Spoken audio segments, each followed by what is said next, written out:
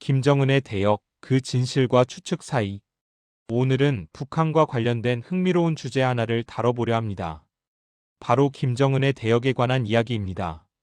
인터넷과 각종 미디어에서는 오랫동안 북한 지도자 김정은이 여러 명의 대역을 두고 있다는 추측이 끊임없이 제기되어 왔습니다. 과연 이것은 사실일까요? 아니면 단순한 음모론에 불과할까요? 오늘 우리는 이 흥미로운 주제를 객관적으로 살펴보겠습니다. 일장 대역의 역사.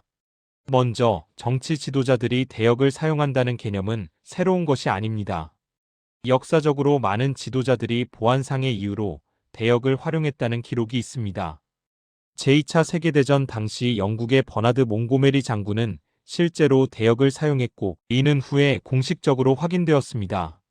이라크의 사담 후세인도 여러 명의 대역을 두었다고 알려져 있으며 이 중 일부는 후세인 정권 붕괴 후 언론과의 인터뷰에서 자신의 경험을 공개하기도 했습니다. 북한의 경우 김정은의 조부인 김일성도 대역을 사용했다는 주장이 있었습니다.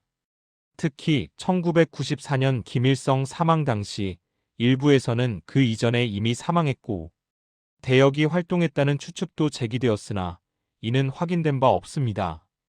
2장 김정은 대역설의 시작. 김정은에 대한 대역 논란은 그가 권력을 승계한 2011년 이후 지속적으로 제기되어 왔습니다. 특히 이러한 추측이 힘을 얻게 된 몇 가지 계기가 있었습니다. 2014년 김정은이 약 40일간 공개 석상의 모습을 드러내지 않았을 때 그의 건강 이상설과 함께 대역설이 급부상했습니다. 당시 북한은 김정은이 불편함을 느끼고 있다고 발표했고 이후 지팡이를 짚고 나타난 그의 모습이 공개되었습니다. 2020년에는 더욱 큰 논란이 있었습니다. 김정은이 약 20일간 공개 활동을 하지 않자 국제 언론에서는 그의 건강 이상설, 심지어 사망설까지 보도했습니다. 이후 그가 다시 모습을 드러냈을 때 일부 분석가들은 그의 외모가 달라 보인다며 대역 가능성을 제기했습니다. 3장 대역설을 뒷받침하는 주장들. 김정은 대역설을 주장하는 사람들은 다음과 같은 근거들을 제시합니다. 첫째, 외모의 변화입니다.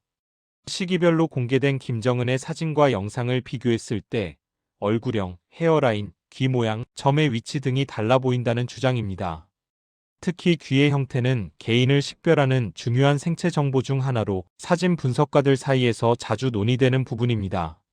둘째, 체중과 체형의 급격한 변화입니다. 김정은의 체중은 시기에 따라 상당한 변화를 보여왔는데 일부에서는 이러한 변화가 너무 급격해서 자연스럽지 않다고 주장합니다. 특히 2021년 크게 야윈 모습으로 등장했을 때 많은 추측이 제기되었습니다. 셋째, 행동 패턴과 걸음걸이의 차이입니다. 생체 인식 전문가들 중 일부는 사람의 걸음걸이가 지문처럼 고유하다고 말합니다. 김정은의 다양한 영상을 분석한 일부 관찰자들은 걸음걸이와 제스처에서 미묘한 차이를 발견했다고 주장합니다. 넷째, 치아와 미소의 차이입니다.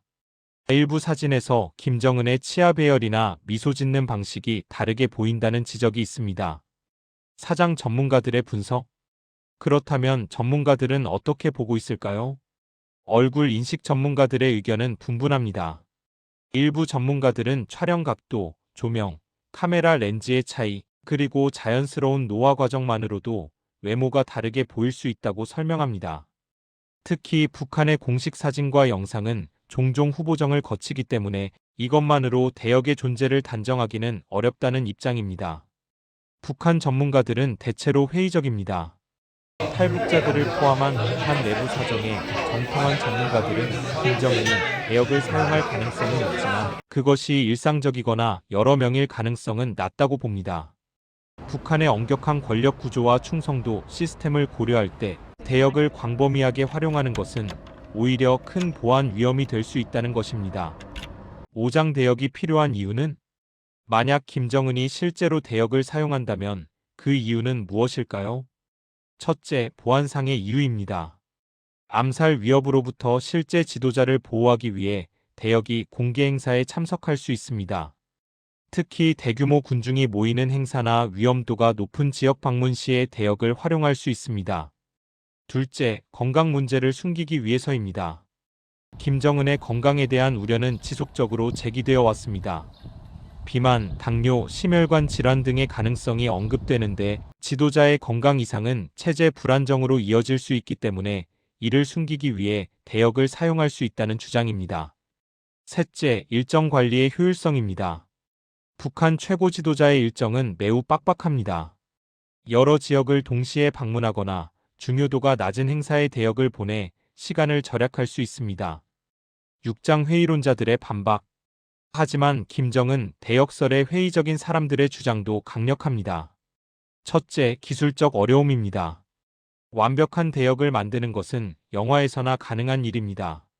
특히 김정은처럼 전 세계의 주목을 받는 인물의 경우 측근들과 외국 정상들이 대역을 알아채지 못할 만큼 완벽하게 흉내내기는 거의 불가능합니다. 둘째, 정치적 위험입니다. 만약 대역의 존재가 폭로된다면 이는 김정은의 권위와 북한 체제의 정통성에 치명적인 타격이 될 것입니다. 이러한 위험을 감수하면서까지 대역을 광범위하게 활용할 이유가 있을까요? 셋째, 목격자 증언의 부재입니다. 수많은 탈북자들이 있지만 김정은의 대역을 직접 목격했거나 그 존재를 확인할 수 있는 증언은 거의 없습니다. 넷째, 과학적 분석의 한계입니다. 인터넷에 떠도는 사진 비교는 대부분 전문적인 얼굴 인식 기술이 아닌 육안 비교에 의존하며 이는 확증 편향에 빠지기 쉽습니다. 실장 몇 명일까? 추측의 영역. 그렇다면 만약 대역이 있다면 몇 명이나 될까요? 이는 순전히 추측의 영역입니다. 가장 보수적인 추정은 0명, 즉 대역이 없다는 것입니다. 많은 북한 전문가들이 이 입장을 지지합니다. 만약 있다면 가장 현실적인 추정은 12명입니다. 극도로 위험한 상황이나 건강 문제로 인해 부득이한 경우에만 제한적으로 사용되는 대역 말입니다. 역사적으로 다른 지도자들도 이 정도 수준의 대역은 활용한 사례가 있습니다. 일부 음모론자들은 3에서 5명 또는 그 이상이라고 주장하기도 합니다. 하지만 이는 현실성이 떨어지는 주장으로 대부분의 전문가들은 이를 신빙성 없는 추측으로 봅니다. 8장 다른 나라의 사례. 비교를 위해 다른 나라의 사례를 살펴보면 러시아의 블라디미르 푸틴 대통령에 대해서도 유사한 대역설이 제기되어 왔습니다. 특히 2023년 이후 그의 외모 변화를 두고 많은 추측이 있었지만 이 역시 확인된 바는 없습니다. 중국의 시진핑 주석에 대해서도 간헐적으로 대역설이 제기되지만 북한이나 러시아만큼 광범위하지는 않습니다. 이렇게 권위주의 체제의 지도자들에 대해 대역설이 자주 제기되는 것은 이들 국가의 폐쇄성과 정보, 통제가 추측과 음모론을 낳는 환경을 만들기 때문입니다. 9장 결론. 그렇다면 결론은 무엇일까요? 솔직히 말해서 우리는 확실히 알 수 없습니다. 김정은이 대역을 사용하는지, 사용한다면 몇 명인지에 대한 확실한 증거는 없습니다. 현재로서는 다음과 같이 정리할 수 있습니다. 1. 대역 사용 자체는 역사적으로 드물지 않은 일입니다. 2. 북한의 폐쇄성을 고려할 때 제한적인 대역 사용 가능성은 완전히 배제할 수 없습니다. 3. 그러나 여러 명의 대역이 일상적으로 활동한다는 주장은 증거가 부족합니다. 4. 사진과 영상에서 보이는 외모 차이는 다양한 요인으로 설명될 수 있습니다. 에필로그. 김정은 대역설은 흥미로운 주제이지만 우리는 확인되지 않은 정보와 추측을 사실처럼 받아들이지 않도록 주의해야 합니다. 동시에 폐쇄적인 체제에서 무슨 일이 일어날 수 있는지에 대한 건강한 회의론을 유지하는 것도 중요합니다. 진실은 언젠가 밝혀질 것입니다. 그때까지 우리는 검증된 정보와 근거 없는 추측을 구분하는 지혜가 필요합니다. 오늘 영상이 도움이 되셨다면 좋아요와 구독 부탁드립니다. 다음에 더 흥미로운 주제로 찾아뵙겠습니다. 감사합니다. 이 콘텐츠는 공개된 정보와 추측을 바탕으로 제작되었으며 확인되지 않은 내용을 포함하고 있습니다.